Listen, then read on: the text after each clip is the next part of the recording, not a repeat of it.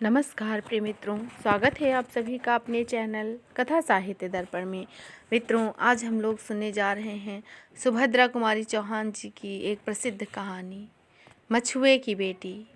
तो कहानी पर पहुंचने से पहले जानेंगे संक्षिप्त सा परिचय सुभद्रा कुमारी चौहान जी का।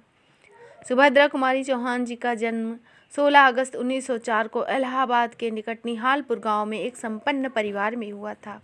सुभद्रा कुमारी को बचपन से ही काव्य ग्रंथों से विशेष रुचि था। अब विद्यार्थी जीवन में ही कविताएं करती थी। सुभद्रा कुमारी चौहान जी की पहली कविता अत्यंत अल्पायु में ही प्रकाशित हुई। सुभद्रा कुमारी और महादेवी वर्मा दोनों बचपन की सहेलियां थीं। सुभद्रा कुमारी का विवाह खंडवा मध्य प्रदेश निवासी ठाकुर लक्ष्मण सिंह के साथ हुआ और पति के साथ वे महात्मा गांधी के आंदोलन से जुड़ गई। आपका पहला काव्य संग्रह मुकल 1930 में प्रकाशित हुआ और त्रिधारा में आपकी प्रसिद्ध कविताएं हैं। आपकी प्रसिद्धि का आधार झांसी की रानी नामक महत्वपूर्ण कविता है।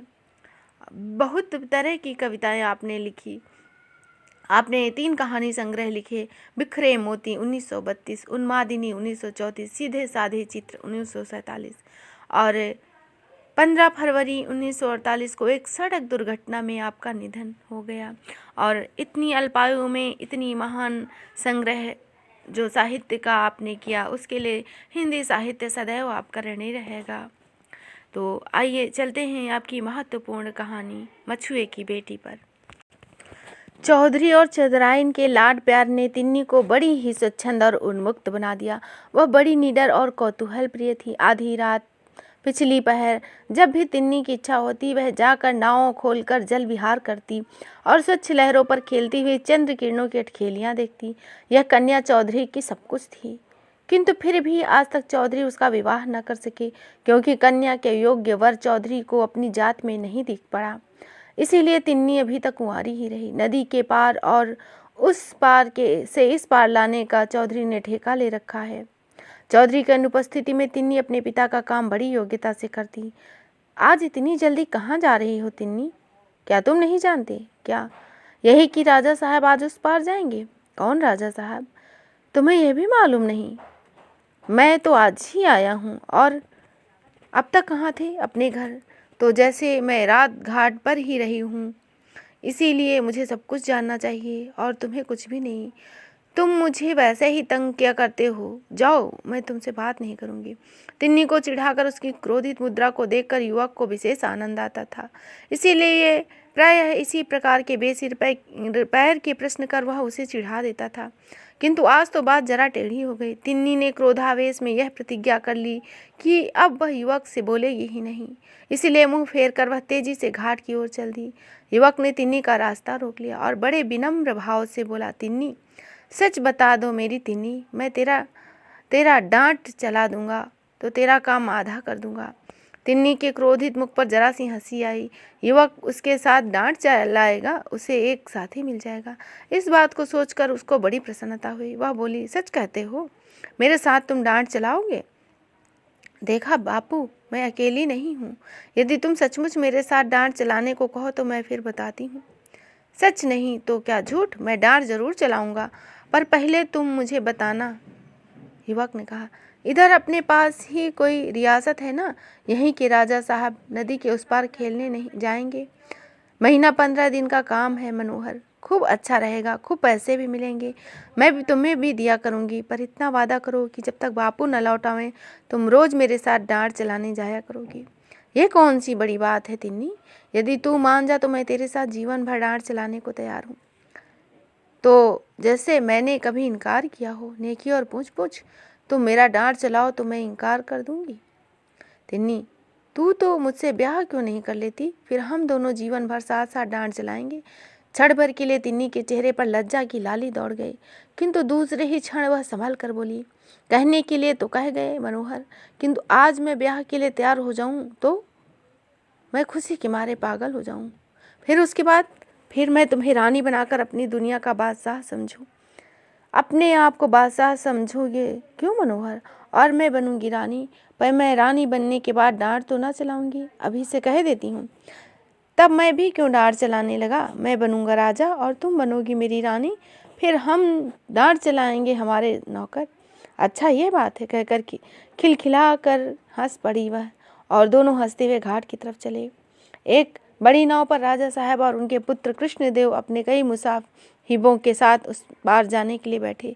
तिन्नी कई मच्छुओं और मनोहर के साथ डांट चलाने लगी। तिन्नी नाव भी खेती जाती और साथ ही मनोहर से हंस कर बातें भी करती जाती। वायु के झोंके के साथ उड़ते हुए उसके काले घुंघराले बाल उसकी सुंदर मुखाकृति को और भी मोहक बना रहे थे। कृष्णदेव उसके मुंह की ओर किसी स्थिरता के साथ देख रहे थे और इस ओर तिन्नी का ध्यान ही न था, किंतु राजा साहब के पुत्र की मानसिक स्थिति और अवस्था छिपी न रही। युवा काल में उनके जीवन में कई ऐसे मौके आ चुके थे। अब कृष्णदेव प्रायः प्रतिदिन ही जल विहार के लिए नौका पर आते और डांट चलाने का काम बहुधा तिन्नी ही किया करती। कृष्णदेव के मुख प्रेम और आकर्षण ने तिन्नी को भी उनकी तरफ कुछ आकर्षित कर लिया। जिस समय कृष्णदेव नौका पर आते उस समय अन्य मच्छुओं के रहते हुए भी तिन्नी स्वयं ही नौका चलाती। राजा साहब से कुछ छिपा न था। कुमार रोज जल विहार के लिए जाते हैं और तिन्नी ही नाव चलाती है, यह राजा साहब ने सुन लिया। अतएव बात को अधिक बढ़ाने से राजा साहब शिकार का मन बना चुके और अपनी रियासत को लौट आए। जाने को पिता के साथ कृष्णदेव भी गए, किंतु उनका हृदय मछुए के झोपड़े में तिन्नी के पास ही छूट गया। रियासत पहुंचकर कृष्णदेव सदा उदास और न जाने किन किन विचारों में मग्न रहते। शायद उन्हें रह रहकर मनोहर के भाग्य पर ईर्ष्या होती। वह सोचते मनोहर किस प्रकार तिन्नी के पास बैठकर नाव चलाया करता है। तिन्नी कैसे घुल मिलकर हंस हंस कर बातें करती है उससे। एक मामूली आदमी होकर भी मनोहर कितना खुश है। काश मैं भी एक मछुआ होता और तिन्नी के पास बैठकर नाव चला सकता तो कितना सुखी होता। किंतु किसी से कुछ ना कहते। हाँ, उन्हें बाखेट से रुचि न थी।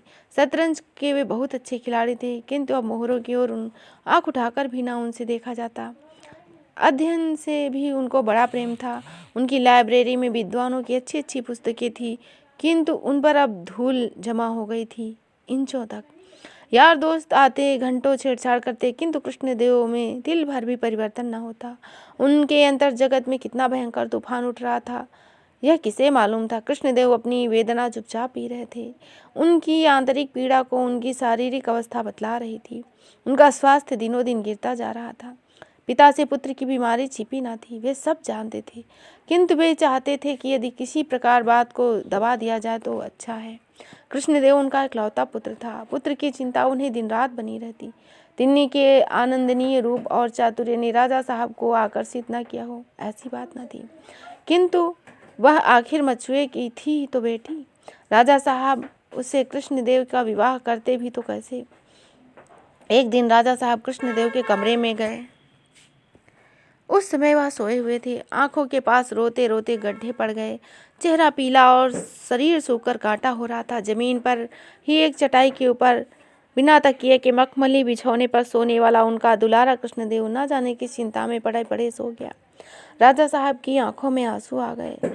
वे कुछ ना बोले, चुपचाप कृष्णदेव के कमरे से बाहर दूर निकल आए। दूसरे ही दिन रियासत से तिन्नी समेत चौधरी को बुलावा हुआ। शीघ्र से शीघ्र उपस्थित होने की आज्ञा थी और साथ ही उन्हें लेने के लिए सवारी भी आई थी। इस घटना ने मोहल्ले भर में हलचल पैदा कर दी। चौधरी बहुत घबराया। सोचा अवश्य ही मेरी अनुपस्थित में इस उद्दंड लड़की ने कोई अनुचित बात कर दी है। राजा साहब नाराज जरूर है, नहीं तो तिन्नी समेत लाए जाने का क्या कारण हो सकता है। मोहल्ले वालों ने भी चौधरी को समयोचित सीख देते हुए कहा। अपनी अपनी समझ के अनुसार किसी से कुछ कहा, किसी ने कुछ। तिन्नी का हृदय कुछ और ही बोल रहा था। तिन्नी पिता के पास मोटर पर बैठने ही वाली थी। मनोहर ने आकर धीरे से कहा, तिन्नी, कहीं राजकुमार ने तुम्हें अपनी रानी बनाने के लिए ना बुला लिया हो। कुछ तुम मुझे अपनी रानी बनाते थे, कुछ वह राजकुमार। तिन्नी, सदा ही तुम मेरे हृदय की रानी हो और रहोगी। आज ऐसी बातें क्यों करती हो? सो कैसे? बिना विवाह हुए ही मैं तुम्हारी या तुम्हारे हृदय की रानी कैसे बन सकती हूँ? तिन्नी ने रुखाई से कहा। तिन्नी, रानी बनने के लिए विवाह की जरूरत नहीं। हम जिसे प्यार करें वही हमारी रानी। तिन्नी का चेहरा तमतमा गया। बोली, धत, मैं ऐसी रानी नहीं बनना चाहती। ऐसी रानी से तो मछुए की बेटी ही भली। और मनोहर के उत्तर की प्रतीक्षा न करके पास जाकर मोटर में बैठ गई। मोटर स्टार्ट हो गई। जब यह लोग रियासत में राजा साहब के महल के सामने पहुंचे तो अंधेरा हो चला था। इनके पहुंचने की सूचना राजा साहब को दी गई। चौधरी पुत्री समेत महल के सूने कमरे में बुलाए गए। राजा साहब और कृष्णदेव को छोड़कर कोई न था। डर के मारे चौधरी की तो हुलिया बिगड़ रही थी, किंतु तिन्नी मन ही मन मुस्कुरा रही थी। पिता पुत्री का उचित सम्मान करने के उपरांत राजा साहब ने मछुए को संबोधन करके कहा, चौधरी, हमने तुम्हें किस लिए बुलाया है कदाचित तुम नहीं जानते। चौधरी भय से कांप उठे, हाथ जोड़कर बोले, मैं तो महाराज का गुलाम हूँ सदा। राजा साहब बात काटते बोले, हम तुम्हारी इस कन्या को राजकुमार के लिए चाहते हैं। तिन्नी होठ के भीतर मुस्कुराई और आश्चर्य से चौधरी की ओर देखा, एक बार राजा साहब की ओर और फिर राजा साहब ने तिन्नी की ओर देखा। सहसा चौधरी को इस बात पर विश्वास न हुआ। कहाँ तो मैं एक साधारण मछुआ और कहाँ वे एक रियासत के राजा। हमारे बीच में कभी रिश्तेदारी भी हो सकती है, फिर ना जाने क्या सोचकर भय विह्वल चौधरी ने हाथ जोड़कर कहा, महाराज, ये मेरी कन्या नहीं है। राजा साहब चौंक उठे और बोले, यह किसकी लड़की है? हाथ जोड़े ही जोड़े चौधरी बोले, महाराज, 15 साल पहले की बात है। नदी में बहुत बाढ़ आई हुई थी। उसी बाढ़ में मेरे बुढ़ापे की ये लड़की कन्या मुझे मिली। यह बात घाट पर बहती हुई आ रही थी और इसके गले में एक छोटी सी सोने की ताबीज़ थी। ताबीज़ का नाम सुनते ही राजा साहब को ताबीज़ देखने की उत्सुकता हुई। उनके मस्तिष्क में किसी ताबीज़ की धुंधली स्मृति छा गई। पिता के आदेश से तिन्नी के गले में ताबीज़ निकालने के लिए गांठ खोली जाने लगी। मछुए ने फिर कहना शुरू किया, महाराज, इस ताबीज़ का भी बड़ा विचित्र किस्सा है। एक बार ताबीज़ का धागा टूट गया। कई दिनों तक याद न रहने के कारण यह ताबीज़ इसे न पहनाया। बस महाराज, तो यह सदा बीमार पड़ी, मरने जीने की नौबत आ गई और फिर ताबीज़ पहनते ही बिना दवा दारू के चंगी हो गई। तभी से ताबीज़ आज तक उसके गले में पड़ी है। राजा साहब को स्मरण हुआ या 15 साल पहले उनकी लड़की भी टेंट के अंदर बाढ़ से बह गई थी, जिसके गले में एक ज्योतिषी के आदेशानुसार ताबीज़ पहनाया गया था। उन्होंने एक बार कृष्णदेव को और फिर तिन्नी के मुंह को देखा। उन्होंने उनके मुंह में कुछ समानता देखी। तब तक तिन्नी ने गले से ताबीज़ निकालकर महाराज के सामने कर दिया। राजकुमार का हृदय बड़े ही वेग से धड़क रहा था। ताबीज़ हाथ में लेते ही राजा साहब ने मेरी कांति कहते हुए तिन्नी को छाती से लगा लिया। यह वही ताबीज़ था जिसे ज्योतिषी के आदेश अनुसार राजा साहब ने पुत्री के गले में पहनाया था। पिता पुत्री और भाई बहन का यह अपूर्व मिलन था। सबकी आंखों से प्रेम के अश्रु मड़ आए। अब महल के पास चौधरी के रहने के लिए पक्का मकान बन गया। चौधरी अपनी स्त्री समेत वहीं रहने लगे। अब उन्हें नाव नहीं चलानी पड़ती। रियासत की ओर से उनकी आजीविका के लिए अच्छी रकम बांध दी गई। राजमहल में रहती हुई कांति चौधरी के घर आकर तिन्नी हो जाती। अब भी वह चौधरी के साथ उनकी थाली में बैठकर चौधराइन के हाथ की मोटी मोटी रोटियां खा जाती है। तिन्नी को बहन के रूप में पाकर कृष्णदेव को कम प्रसन्नता न थी। वे तिन्नी का साथ चाहते थे, चाहे वह पत्नी के रूप में हो या बहन के रूप में। तो इस तरह आपने सुनी सुभद्रा कुमारी चौहान जी के द्वारा लिखी हुई एक प्रसिद्ध कहानी मछुए की बेटी। आशा है आपको यह कहानी अवश्य ही पसंद आएगी। तो फिर मिलेंगे इसी तरह एक महत्वपूर्ण तथ्य के साथ। तब तक के लिए धन्यवाद। मित्रों, आपसे अनुरोध है कि हमारे चैनल पर यूजीसी नेट तथा असिस्टेंट प्रोफेसर के पाठ्यक्रम में लगी हुई समस्त कहानियों का वाचन किया गया है, तो आप उन्हें भी अवश्य सुनें और लाभ प्राप्त करेंगे। तो फिर मिलेंगे एक नए तथ्य के साथ। तब तक के लिए जय हिंद, जय हिंदी।